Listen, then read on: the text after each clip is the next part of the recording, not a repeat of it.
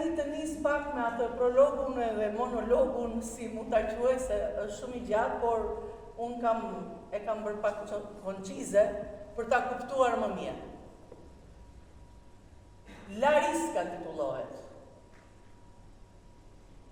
Këto janë fjalët e Margaritës, Kështu filluan ëndrat e mia.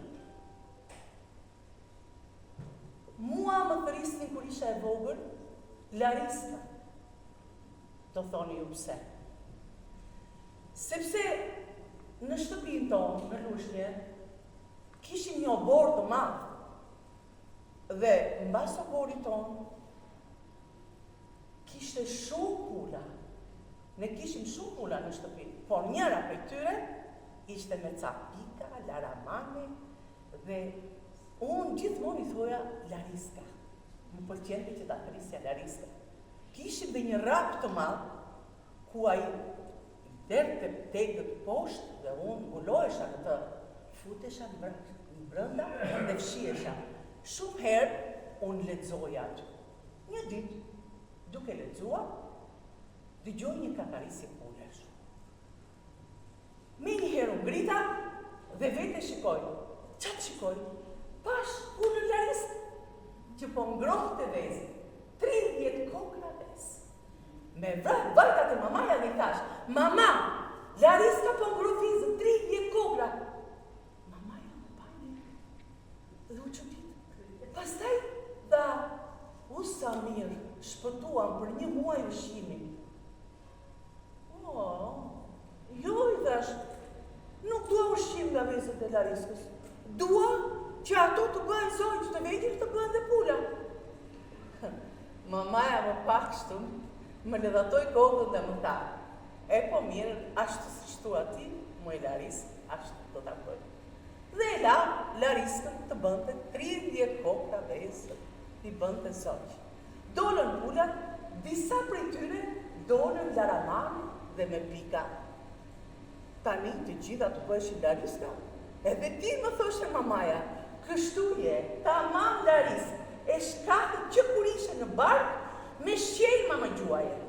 Dhe unë dola pikërisht në 2 prill të vitit 1934, 24 orë mbas ditës së gënjeshtrave. Por e dini sa të mirë kisha maman, shumë të mirë. Me një zë të ëmbël, e dashur, më përkëdhelte kokën, por që do, më la 9 vjeqe, as e madhe, as e vogël. Unë gjithmonë e kujtoja maman time me atë zë, si të Marijes. Marijes, shëmëris do me thënë, se Marije kishte dhe mamaja i memrin. Dhe kishin një diçka të përbashkët, po çfarë kishin? Ja ato ledatimet e kokës më bënte mua, në darkë dhe më tregonte gjithmonë për ralla. Unë vdisja kur më tregonte ajo pralla dhe unë flija me përkëdheljet e mamas time. Po çfarë pralla thoni juve? Më shumë më pëlqenin ato që ishin me princesha. Pse? Se i merja princeshat e mia në ëndër apo me sy hapur. Njërës i rregulloja flokët, tjetrën e boja me belë, tjetrën si visha një fustan të bukur, tjetrën e boja me lëvizje karakteristike. Që kënaqesha unë me ato përrallat e mamas, edhe me ato si kukulla. Po ne, e dini juve që s'kishim lotre fare? As kukulla, as që s'kishim ne. Prandaj unë kënaqesha me prallat e mamas. Ose çfarë bënim? Dilnim në obor, unë zbathur me ato kërcim të hollë me një fustan me lule kështu dhe hidheshim me litar. Hidhu, sa ngri dhe pluri për tjetë, dilë në qiell. Sa më thoshte mamaja, po mjaft, po i solove, mjaft, i kujtoj lapet e mamas, po që të bëj? Ja, këto ishin lodrat e mia, ose merrnin bajt, i bënim kështu si biskota, i vinin në një tabaka dhe ja jepnin njerëzve sikur ishin kështu. Pa ne kur doja në shkollë. Në shkollë as shanta, as fletore, as gjë, mamaja më kishte marrë një rrobë dhe e kishte bërë si trajse. Me një ripë, kështu dhe e vija, atje fusja. Qatë fusja, as letra, as fletore, as gjë. Po shkumsin. shkrumësin kishim një qymyr të zi që shkruan. Ama mësuse nuk e haroj asnjëherë. Sofie Kushje kishte emrin. Aq e mirë ishte sa ajo më mësoi të shkruaja, lexoja, të këndoja, sa më hypi dhe ai qefi të këndoja, të kërceja, të merresha me teatro.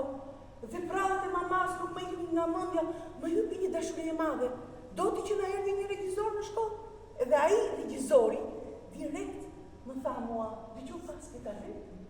Dhe aty në shkollë si çishta recitoja bukur një 4-5 vjet. Pastaj vajta me këta kishim një koncert në sheshin e Lushnjës me vajzën shqiptare. Do me thënë, vajza ishte e civilizuar, e emancipuar, edhe unë thoja, mos vallë do iki dhe unë do njerë nga shtëpia edhe të bëhem edhe unë kështu.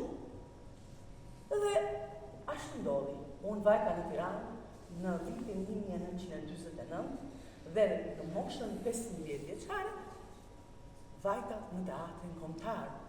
Atje ishte një regjisor rus, Sergej Sergejović.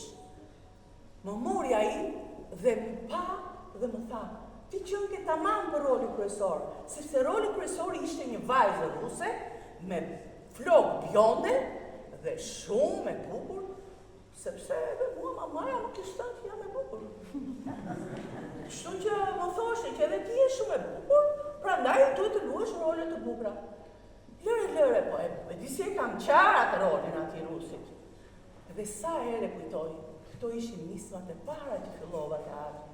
Pastaj u dashurova me Xhaviti, pastaj linda fëmijën e parë. Kur linda fëmijën e parë, Xhaviti im shoq më solli një kukull dhuratë. Për herë të parë në jetën time, shikoja një kukull.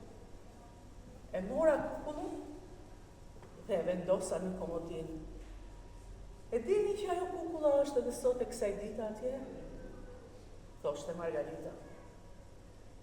Aty akoma, kur ikën të gjithë, e mora kukullën, e përkëdhelja, një ndjesi, një ëmbëlsi, një hidrim, nuk di si ta thënë. Më dridhi shpirti dhe nuk po e kuptoj atot. Për herë të parë të shikoja një kukull, për herë të parë isha bërë nën dhe për herë të parë do të vazhdoja si interpretuese në teatrin popullor.